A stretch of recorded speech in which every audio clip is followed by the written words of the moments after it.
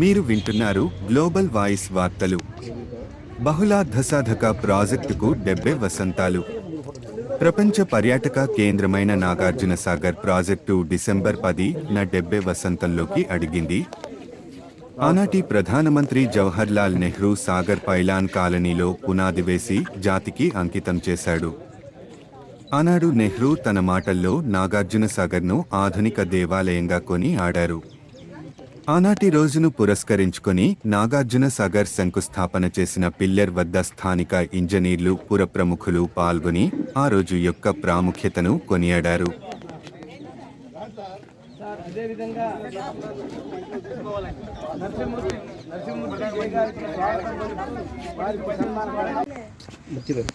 Nagarjuna Sagar dam 70వ foundation day సందర్భంగా ఇక్కడ చేసినటువంటి నా తోటి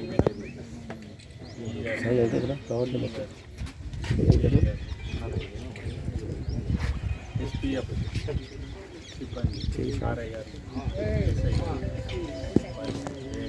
వారి సిబ్బంది, నా ప్రియమైన పరిచార్జ్ సిబ్బంది, ప్రజాప్రతినిధులు, పుర ప్రముఖులు మరియు అందరికీ నమస్కారం. ఇటువంటి గొప్ప కార్యక్రమంలో ఫౌండేషన్ డే కార్యక్రమంలో పాల్గొనటం, అందులో ఎస్సీగా బాధ్యతలు నిర్వర్తిస్తూ ఇక్కడ ఉండటం నా అదృష్టంగా భావిస్తున్నాను. ఇది ఈ డ్యామ్ అనేది మన వాళ్ళు చెప్పినట్టు, రిటైర్డ్ హెచ్ఎం గారు చెప్పినట్టు, మా ఈ గారు చెప్పినట్టు ఎంతోమంది కృషి ఫలితం. ఒక్క రోజులోనో ఏదో కొద్ది మందితోనో కాలేదు ఈ పని. దీని ప్లానింగ్ 1902 నుంచి నడుస్తుంది అని చెప్పేసి రిటైర్డ్ హెచ్ఎం గారు చెప్పారు. 1930లో ఫస్ట్ ప్లాన్ తయారైందండి. తర్వాత 1952లో మళ్ళీ దాంట్లో తిరుగుకు వచ్చిందండి. 55లో ఫౌండేషన్ స్టోన్, 55 డిసెంబర్ 10 నాడు ఫౌండేషన్ స్టోన్ వేసి ఇప్పటికీ 70 సంవత్సరాలు. గత 70 సంవత్సరాలుగా ఈ డ్యామ్ అప్రతిహతంగా ప్రజలందరికీ సేవ చేస్తూ ఎటువంటి ఇబ్బంది లేకుండా ప్రపంచంలోనే ఒక పెద్ద మ్యాసనరీ డ్యామ్గా కీర్తిని ఆర్జిస్తూ ఉన్నది. ఇటువంటి డ్యామ్లో పనిచేయడం అనేది మన అదృష్టం. అంతేకాకుండా ఈ డ్యామ్కు సంబంధించినంత వరకు మా వాళ్ళు చెప్పినటువంటి ప్రత్యేక సిబ్బంది అడిగారు, రిటైర్ అవుతున్నారు, మళ్ళీ రిక్రూట్మెంట్స్ లేవు, మెయింటెనెన్స్ ప్రాబ్లం అవుతుంది. ఇది ప్రభుత్వ దృష్టిలో కూడా ఉంది. ఎందుకంటే ఇది పెద్ద ప్రాజెక్టు. మన వాళ్ళన్నట్టు దగ్గర 20-22 ఎకరాలకు తాగునీరు, బహుళార్థ సాధకం, విద్యుత్ ఉత్పత్తి, మత్స్యకారులకు ఉత్పత్తి, ఇటువంటి అన్నిటికీ ఉపయోగపడేటువంటి దానికి సిబ్బంది కూడా సక్రమంగా ఉండాలనే ఉద్దేశంతో గవర్నమెంట్ కూడా కొంతమంది లస్కర్లను అపాయింట్ చేసుకోమనింది. అది ప్రాసెస్లో ఉంది.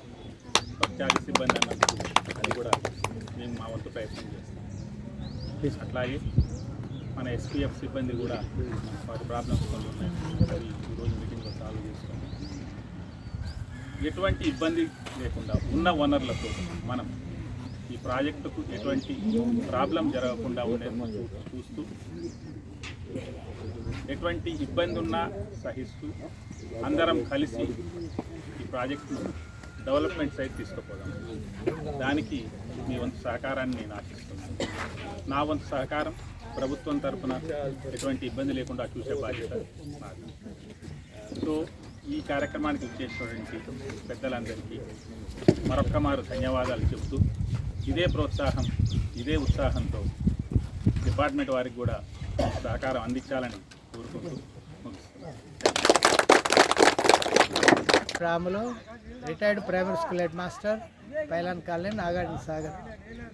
నాగార్జున సాగర్ అనేటటువంటిది రాతి కట్టడం ప్రపంచవ్యాప్తంగా ప్రసిద్ధి చెందినటువంటి పట్టణం. 1955 డిసెంబర్ 10వ తారీఖున ఆనాటి ప్రధానమంత్రి జవహర్లాల్ నెహ్రూ చేత పునాది రాయి వేయబడింది.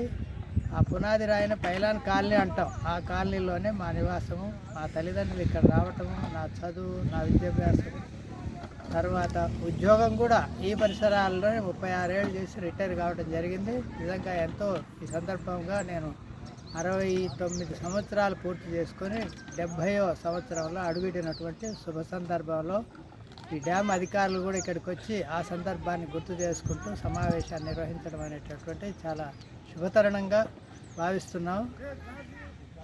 ఈ నాగార్జున సాగర్ అనేటటువంటి రావటం వలననే మాకు ఇటువంటి అవకాశం అనేటటువంటి దొరికిందని చెప్పేసి నేను చాలా అదృష్టంగా భావిస్తున్నాను.